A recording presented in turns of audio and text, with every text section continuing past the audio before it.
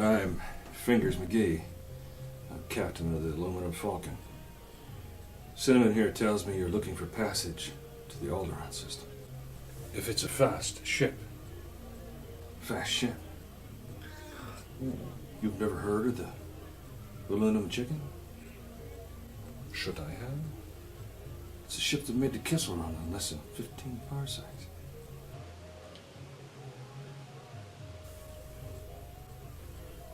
I've run Imperial starships, mind you. I'm not talking about the local Moke cruisers, I'm talking about the big Corellian ships now. She's fast enough for you, old man. What's the cargo? Passengers, myself, the boy, 2 dwarves, and no questions asked. What is it, some kind of local trouble? Let's just say we'd like to avoid any Imperial entanglement. Yeah, that's a trick, isn't it? It's going to cost you 10,000, all in advance. 10,000? We could almost buy our own ship for that. Yeah, kid, but who's going to fly it? You? You bet I could. I'm not such a bad pilot. We don't have to say.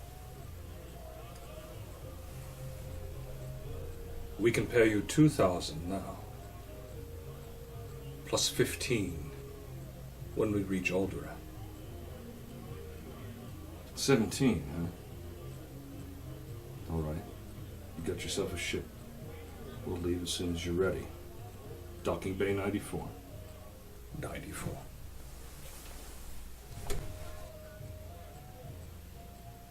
Oh, man, they must really be desperate. Get back to the ship and get it ready. I'll be there after a little bit. Ugla disa voodoo fingers? Look, we're not going to do that, see? Oh, come on. Put the suit on and everything. No, we're not going to do that, see?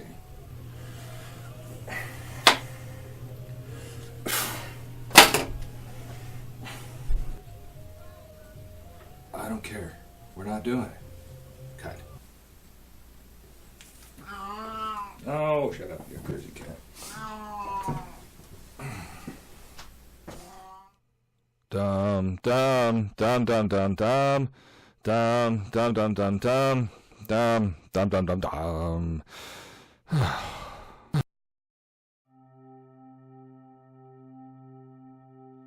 Hej mok var det sångelig, vakna dikko edelig drenge, de høyre nykken på havet skri, for de hev sovet i for lenge. So hey everybody, it's me, your good buddy Thorne, and we're back to this part 3 of the Rogue.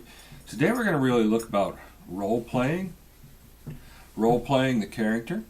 And before we get started, let me just say, I know what you're going to say, I know what your complaint is. It's, was that a phaser in a Star Wars spoof? And yeah, it was.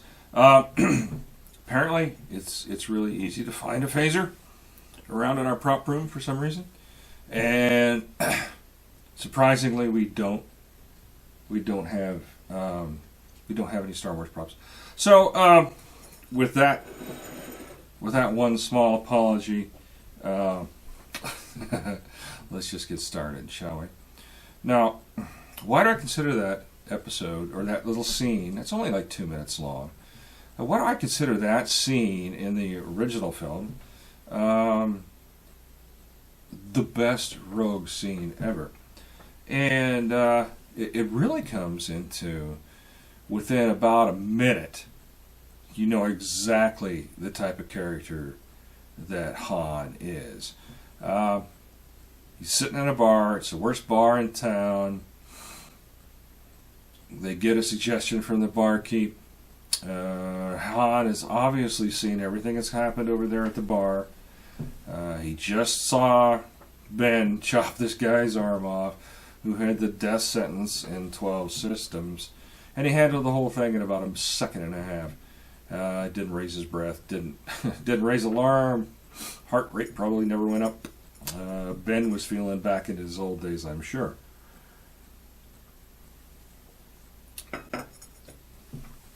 And it was after that that the bartender kind of went, yeah, okay, you're all right. You're not a narc. And sent him over to see Mr. Solo. Or sent him over to talk to Chewie, who then brought him over to see Han. And Han sits down and immediately says, look, yeah, I got a ship. What do you want? And the first words out of his mouth really tell you everything you want to know about him. It's kind of like, you know who I am, and I know what you want, so let's haggle. And Ben haggles a little bit, not too much really, but he's talking about, I gotta take this off. Great role playing. Crappy for trying to focus on the camera. sorry guys. So immediately in that scene, Han sets out the kind of person he is. He knows these guys are in trouble. He knows that they're going to need a ride out of the system. And he knows that they're probably in trouble with the Imperials. And so he jacks the price up pretty high. Why? Because he's in trouble and he needs the money to pay off Mr. Hutt. And so this gives him his motivation. He doesn't give a crap about the old man and the kid and two droids. He's there to make some money so he can pay off his debts, whatever those are. And so that gives him his personal motivation through the movie. He doesn't give a rat's ass about the rebellion. He's just trying to make a life for himself and trying to make a little bit of money on the side. And so going into role-playing your rogue character, I would suggest that you think about all directors, all actors will say this, what is my motivation? And for the rogue, it's pretty, well, let me rephrase this. For the rogue type character who plays a criminal, his motivation is fairly narcissistic and central to himself or themselves. You're going to want to you're not going to care about anybody else. You're there to make some money. Maybe you've got some good friends, but for the most part, you're there to make money, and you really don't care how. That's why you're a rogue.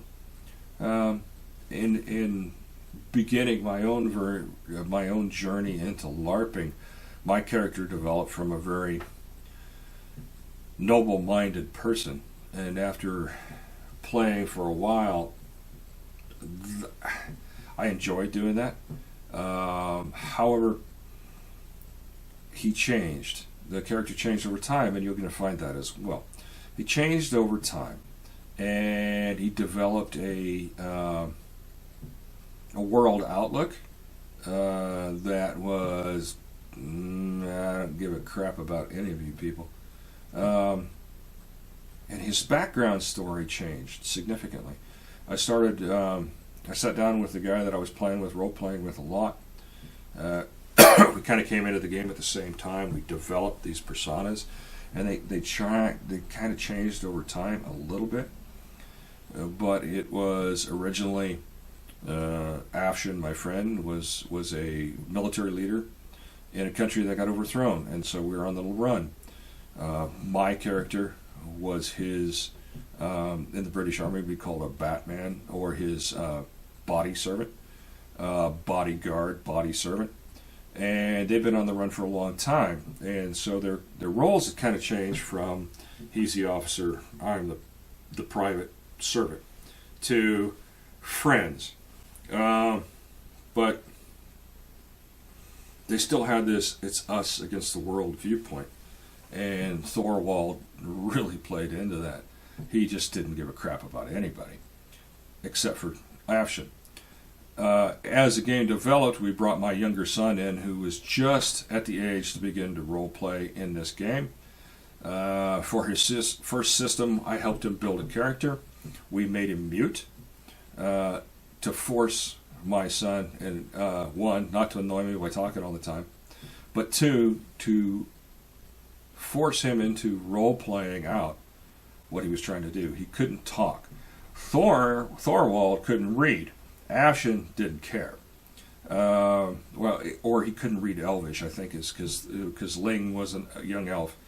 And as the story progressed, and background built into this, it came out that it was Ashen and Thorne that led the attack on the caravan that killed Ling's entire family.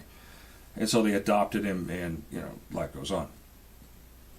So the only two people that he really cared about was this Ling, this little elf boy, and his buddy Ashen. And through several adventures, they became more and more bad guys. And that was a lot of fun. It was a lot of fun. But we portrayed ourselves as right on the edge of being good and bad. We didn't go out of our way to rob people, but if something happened that we could make an extra buck, yeah, we did. And at the end of that game, when I left that area to go someplace else, Ashen was also leaving. The player that was playing Ashen was also leaving, and so we wanted to make a big blowout. Now, what we had been doing in game, we were to make extra money. We were hiring ourselves out as caravan guards, but we were also in contact with a band of bandits, a group of bandits, and so we were selling the information of where the caravan routes were going to these bandits, who would then hit the attack the caravans at night, and then we get a cut of that as well. Well, at the end of the game, the last games that we were there playing, we decided that, well, we don't want to be excuse me, we didn't want to be working for anybody. We wanted to take this over for ourselves. And so, talking to the bandit chieftain, who was another PC, we invited him to come to a tavern and discuss the events. And we decided we were going to kill him. And we decided we were going to poison him. Now, one of the barmaids in the tavern, who was also a PC, was in on it. We paid her off, so she poisoned the drink. Ling, the young elf boy, was also working in the tavern, bringing food and what have you. So we sat him down, and we'd already told the game masters what was going on, so they thought it was great. And we sat down and we talked to this guy about forming a new corporation and building this company, this thieves company. And about 10 minutes in, after he had taken his poisoned drink, the game master whispered into his ear, "You have been poisoned. And in, 1 minute you're going to pass out." And the look of realization in his eyes when he looked at me and looked at Ashen, and we just smiled back at him, because there's all these people around that were watching this thing going on. And he was a great role player. He played it extremely straight. And so, yeah, he died at the table. And Ashen and Thorwald jumped up saying, "He's been poisoned. Oh my God, you guys are trying to kill us all." So we drew weapons and ran out of the tavern. Never to be seen again. It was a great bit of role-play. Very sneaky and underhanded. Very, very rogue-like. And this came into legend in this game, that we had successfully assassinated a major player character. And they brought him back. They resurrected him from the dead. Nobody knew what was going on. Nobody figured out what had happened. And we laughed uproariously after game with the guy that we assassinated. He said it was the greatest thing. I never knew what was happening. So, being that sneaky rogue person, you're going into the game thinking, how is this going to benefit me? So that kind of role playing is very easy to do, and it brings a lot to the game. So I highly recommend you think about those kind of things and just see how much you as a rogue can get away with in your community without getting in trouble with the law. Because that's the key thing. You don't want any trouble here in town. I don't want any trouble here in the Drunken Donkey Tavern. I just want to live my life and drink tea when I can get it and eat good food and be in the company of beautiful and talented women. And that's pretty much it. All the rest of this gold, all the rest of this magic items, I don't care. I just want to live a nice life. But your character might be a little different.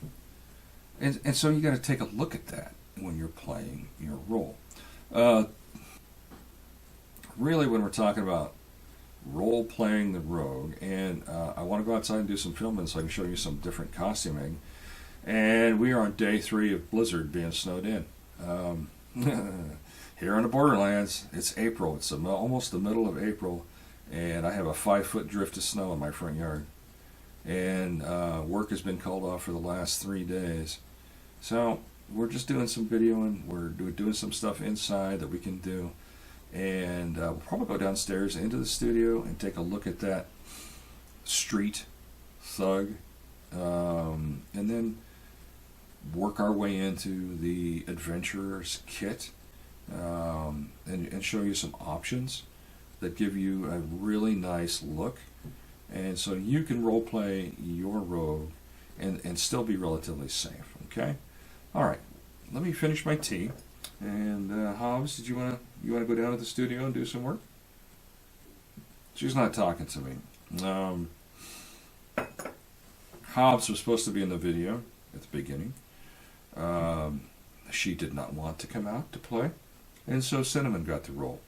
And Hobbs just knocked something off the table because she's irritated with me. So Hobbs did not get to play the lead in the first part. Cinnamon did. And now there's some conflict. I have 2 divas. And so, anyway, let's get started doing this other piece, all right? Okay.